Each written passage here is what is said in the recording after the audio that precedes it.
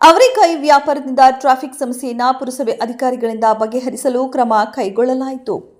ಶ್ರೀನಿವಾಸಪುರ ಪುರಸಭೆ ಮುಂಭಾಗದಲ್ಲಿ ಮತ್ತು ತರಕಾರಿ ಮಾರುಕಟ್ಟೆಯ ಎಂಜಿ ರಸ್ತೆಯಲ್ಲಿ ಅವರೆಕಾಯಿ ವ್ಯಾಪಾರದಿಂದ ಟ್ರಾಫಿಕ್ ಸಮಸ್ಯೆ ಎಂದು ವ್ಯಾಪಾರಸ್ಥರಿಗೆ ಪುರಸಭೆ ವತಿಯಿಂದ ಹಲವು ಬಾರಿ ನೋಟಿಸ್ ಮತ್ತು ಎಚ್ಚರಿಕೆ ನೀಡಿದರೂ ಲೆಕ್ಕಿಸದೆ ರಾಜಾರೋಷವಾಗಿ ಯಾವುದನ್ನ ಲೆಕ್ಕಿಸದೆ ಪುರಸಭೆ ಮುಂಭಾಗ ಹಾಗೂ ಎಂಜಿ ರಸ್ತೆಯಲ್ಲಿ ಅವರೆಕಾಯಿ ವಹಿವಾಟನ್ನ ನಡೆಸುತ್ತಿದ್ದಾರೆ.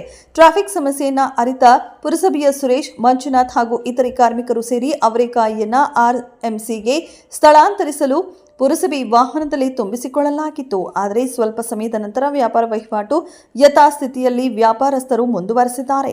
ಪುರಸಭೆ ಅಧಿಕಾರಿಗಳ ಮಾತಿಗೆ ವ್ಯಾಪಾರಸ್ಥರು ಮಾನ್ಯತೆ ನೀಡುತ್ತಿಲ್ಲ.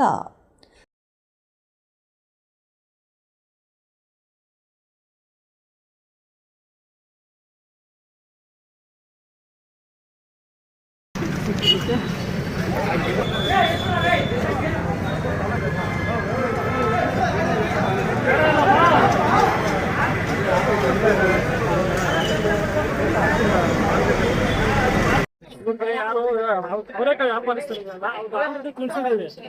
ಎಂಜಿ ರೋಡ್ ಅಲ್ಲಿ ಎಲ್ಲೋ ಮಾಡಬಾರ್ದು ನೋಟಿಸ್ ಕೊಟ್ಟು ಮೀಟಿಂಗ್ ಮಾಡಿ ಮತ್ತೆ ಬಟ್ಟೆ ಪಾರ್ಕಿಂಗು ಟ್ರಾಫಿಕ್ ಜಾಮ್ ಆಗುತ್ತೆ. ಅವ್ರ ಪರ್ಸನಲ್ ಆಗಿ ನಾನೇ ಬಂದು ಹೇಳಿದ್ದೀನಿ. ಆದ್ರೂ ಇಲ್ಲೇ ಮಾಡ್ತಾ ಇದ್ದಾರೆ.